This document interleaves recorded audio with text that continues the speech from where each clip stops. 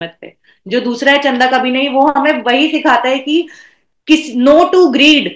आप अपने बच्चों को हमेशा ये बताते हैं, आप अपने लोगों को ये बताते हैं कि बेटा लालच नहीं करो, लोभ नहीं करो, लालच अच्छी बात नहीं होती। तो इस चीज को जब आप अपनी बहनों को समझाएंगे तो उनको लगेगा अरे इसमें संग की क्या बात है, इसमें तो हम अपने बच्चों को भी यही सिखाते हैं। लेकिन जब वो एक बार इस रूल को समझ जाएंगे तो आपको उनको धीरे से ये समझाना है कि संग में किसी भी तरह का लालच नहीं है, क्योंकि पैसे की कोई बात ही नहीं होती है।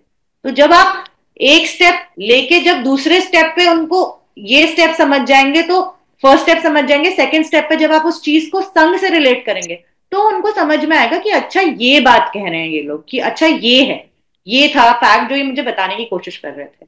तो तीसरा है जाति अभ्यास कभी नहीं। ये सिंपली ये कह रहा है कि you have to take pride in your being. आप कौन हैं इस चीज में प्राइड लें। आपको किसी जाति या किसी उपजाति या किसी मत या किसी रंग या किसी भेष या किसी भाषा या किसी देश या किसी प्रदेश की डिस्क्रिमिनेशन के भेदभाव में फंसने की जरूरत नहीं है। हम सब इक्वल है, हम सब बराबर हैं। जब हम संग में बैठते हैं, एक साथ बैठते हैं, तो इससे फर्क नहीं पड़ता कि कौन कहां से क्या अपने घर से लेके आया है और कहां जाके क्या काम करता है। जब सब बैठते हैं तो नीचे गद्दियां लगी होती हैं, सबके सब नीचे आके बैठते हैं, क्योंकि वहां कोई ऊंचा स्थान नहीं है किसी के बैठने का।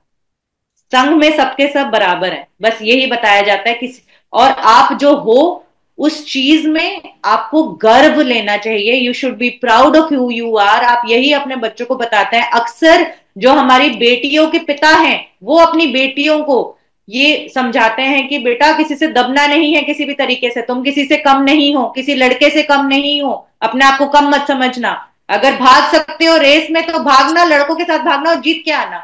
ये क्यों बताते हैं हमारे पिता हमें? वो हमें इसलिए बताते हैं ताकि हम किसी से दबके ना रहें। वो जो एक भेदभाव की जो दिमाग में या सोशल प्रेशर है जो स्कूल टाइम से कॉलेज टाइम से शुरू हो जाता है, वो हमारे दिमाग को ना हिलाए, वो डगमगाए ना हमारे पाथ को, हमारे फोकस को।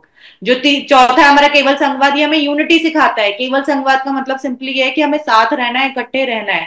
तो वो हमें यूनिटी एंड कोहेरेंस, कोहेरेंस का मतलब होता है कि सिर्फ साथ ही नहीं है, एक दूसरे पे हल्के हल्के डिपेंडेंट भी हैं।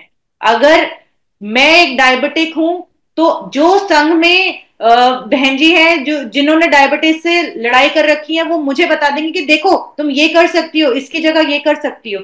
तो वो जो कोहेरेंस है, वो मेरी मम्मी तो नहीं है, वो ना मेरी चाची है, ना वो मेरी बुआ है, ना वो मेरे से किसी भी तरीके से रिलेटेड है, लेकिन वो मुझे बता रही है। वो रोटी सिर्फ बनाना नहीं बता रही है, बना के खिला भी रही है। तो ये जो चीज है ये आपको संघ में मिलेगी, ये जो साथ है ये आपको संघ में मिलेगा। ये चीज आपको आगे बढ़ानी है।